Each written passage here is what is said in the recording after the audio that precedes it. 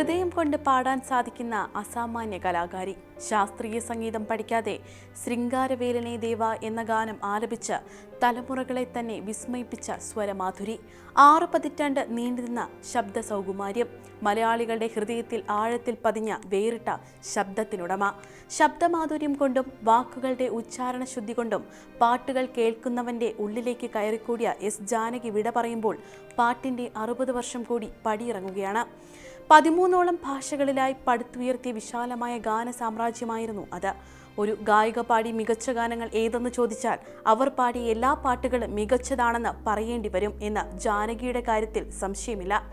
താരാട്ട് പാട്ടുകൾ ഇത്രയധികം ഹൃദയത്തോടെ അവതരിപ്പിച്ച മറ്റൊരു ഗായികയില്ല. ഓരോ പാട്ട് കേൾക്കുമ്പോഴും മികച്ചത് ഇതാണെന്ന് തോന്നിപ്പോകും.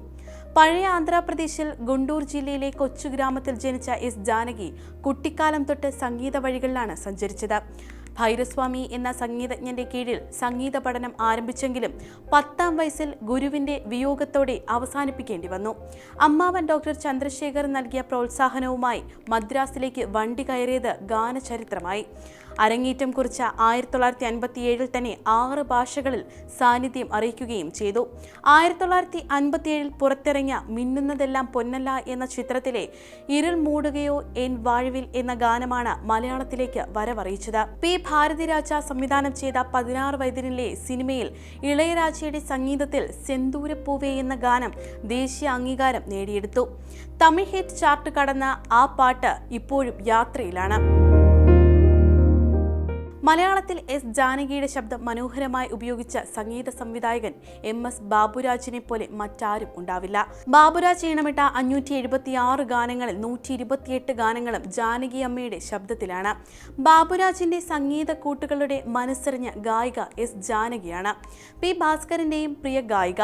ഭാർഗവി നിലയത്തിലെ വസന്ത പഞ്ചമി നാളിൽ, തറവാട്ടമ്മയിലെ ഒരു കൊച്ചു സ്വപ്നത്തിൽ തുടങ്ങി പി ഭാസ്കരന്റെ അനേകം സൂപ്പർ ഹിറ്റ് ഗാനങ്ങളാണ് പിന്നീട് മലയാളികളുടെ നാവിൻ തുമ്പിൽ തത്തിക്കളിച്ചത്. പി ഭാസ്കരൻ എഴുതിയ 235 പാട്ടുകൾ പാടിയത് എസ് ജാനകിയാണ് എന്നതും ചരിത്രം തന്നെ. VV Dakshinamoorthy, K Raghavan, Chidambaranath, brother Lakshmanan, LPR Varma, PS Divakar, RK Sekhar, MS Viswanathan, Pukazhenthi, MB Srinivasan, Salil Chowdhury, AT Ummer, Laxmikant Pyarelal, Ilaiyaraaja, Shyam Raveendran, Johnson തുടങ്ങി എത്രയെത്ര സംഗീത സംവിധായകർ. ദക്ഷിണേന്ത്യൻ ഭാഷകൾക്ക് പുറമെ ഹിന്ദി, ബംഗാളി, പഞ്ചാബി, ഒഡിയ, ഇംഗ്ലീഷ്, സംസ്കൃതം, തുളു, കൊങ്ങിണി, ബെടക, സിംഹള, ജർമ്മൻ ഭാഷകളും പാടിയിട്ടുണ്ട്. 1 തവണ മലയാള ഗാനവും 2 തവണ തമിഴ് ഗാനങ്ങളും 1 തവണ തെലുങ്ക് ഗാനവും ദേശീയ പുരസ്കാരം നേടിക്കൊടുത്തു.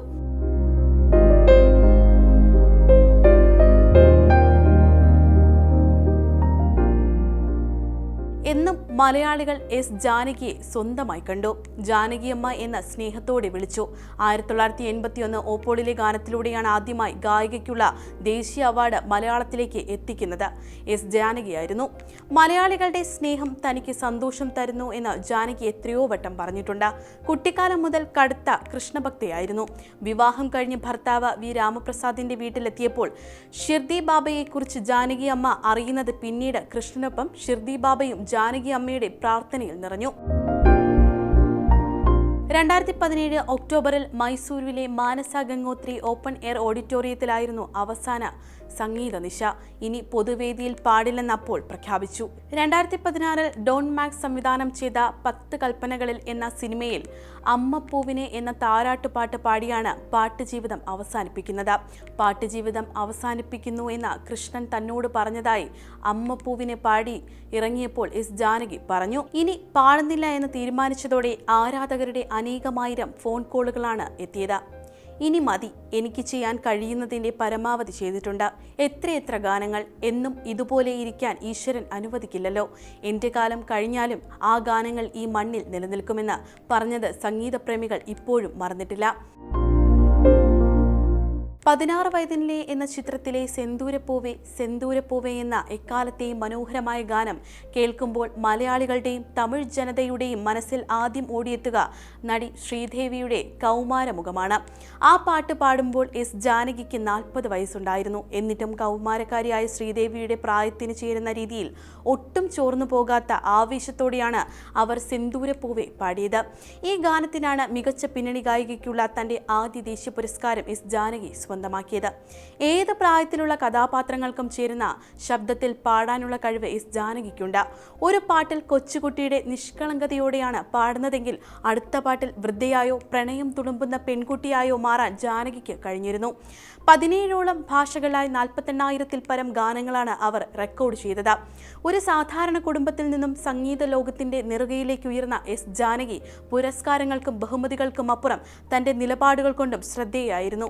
2013-ൽ രാജ്യം പത്മഭൂഷൺ പ്രഖ്യാപിച്ചപ്പോൾ അത് സ്വീകരിക്കാൻ അവർ വിസമ്മതിച്ചു. അംഗീകാരം വരാൻ ഒരുപാട് വൈകിപ്പോയി എന്നായിരുന്നു അന്ന് ജാനകി അമ്മയുടെ പ്രതികരണം. ദക്ഷിണേന്ത്യൻ കലാകാരന്മാരോട് രാജ്യം കാണിക്കുന്ന അവഗണനയ്ക്കെതിരെ വിരൽ ചൂണ്ടാൻ കൂടിയായിരുന്നു ആ ധീരമായ തീരുമാനം. ജാനകി അമ്മയുടെ സംഗീത ജീവിതത്തിന് പിന്നിൽ മറ്റൊരു പ്രധാന വ്യക്തിത്വമുണ്ട്. അന്തരിച്ച ഭർത്താവ് വി രാമപ്രസാദ്. ജാനകി സ്നേഹത്തോടെ വിളിച്ചിരുന്ന രാമു. രാമപ്രസാദ് ഇല്ലായിരുന്നുവെങ്കിൽ ഒരുപക്ഷെ തന്റെ പ്രതിഭ ലോകം അറിയാതെ പോകുമായിരുന്നു എന്ന് അവർ പറഞ്ഞിട്ടുണ്ട്. ഒരു വേദിയിൽ ജാനകി പാടുന്നത് കണ്ട് ഇഷ്ടപ്പെട്ട രാമുവിനെ അദ്ദേഹത്തിന്റെ പിതാവാണ് ജാനകിക്ക് പരിചയപ്പെടുത്തുന്നത്. എസ് ജാനകിയും ഭർത്താവ് രാമുവും.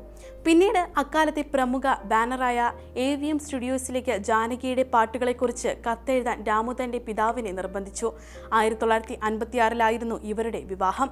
ഒരു വർഷത്തിനു ശേഷം ജാനകിക്ക് ആദ്യ പിന്നണി ഗാനത്തിനുള്ള അവസരവും ലഭിച്ചു. അന്നു മുതൽ എല്ലാ റെക്കോർഡിംഗ് സെക്ഷനുകളിലും നിഴലായി രാമു ഒപ്പമുണ്ടായിരുന്നു. തന്റെ ജീവിതം മുഴുവൻ അദ്ദേഹം ഭാര്യയുടെ സംഗീതത്തിനായി സമർപ്പിച്ചു. അദ്ദേഹത്തിന് എൻ്റെ എല്ലാ പാട്ടുകളും പ്രിയപ്പെട്ടതായിരുന്നു. റെക്കോർഡിങ്ങിന്റെ സമയത്ത് പോലും എന്നെ ഒറ്റയ്ക്കാക്കില്ല. എനിക്കും അദ്ദേഹത്തെ വിട്ടുമാറാൻ കഴിയില്ലായിരുന്നു. എൻ്റെ വളർച്ചയ്ക്ക് പിന്നിൽ അദ്ദേഹത്തിൻ്റെ പിന്തുണയായിരുന്നു. അന്നും ഇന്നും എൻ്റെ ചിന്തകളിൽ എനിക്കൊപ്പമുണ്ട്. ഒരു അഭിമുഖത്തിൽ ജാനകി ഭർത്താവിനെക്കുറിച്ച് ഓർത്തെടുത്തത് ഇങ്ങനെയായിരുന്നു. 1997-ലായിരുന്നു രാമു അന്തരിച്ചത്. ഭർത്താവിന്റെ വേർപാടിനു ശേഷവും ദക്ഷിണേന്ത്യൻ സിനിമകളിൽ മനോഹരമായ ഈണങ്ങൾ തീർത്ത് ജാനകി സംഗീതയാത്ര തുടർന്നു. പരിയതനായ മുരളീകൃഷ്ണയാണ് ഏക മകൻ. തലമുറകളെ സ്വാധീനിച്ച യുഗപ്രഭാവയായ ഗായിക ഭൗതികമായി വിട പറയുമ്പോഴും അവർ പാടിവെച്ച 10,000-കണക്കിന് ഗാനങ്ങളിലൂടെ സംഗീത പ്രേമികളുടെ മനസ്സിൽ എന്നും ജീവിക്കും. 1957-ൽ സിനിമാ പിന്നണി ഗാനരംഗത്തെത്തിയ ജാനകി 2017-ലാണ് സംഗീത ജീവിതം അവസാനിപ്പിച്ചത്. എസ് ജാനകി വിട പറയുമ്പോൾ ബാക്കിയാകുന്നത് മനോഹരമായ ഗാനശാഖയാണ്. അവ പാടിക്കൊണ്ടേയിരിക്കും.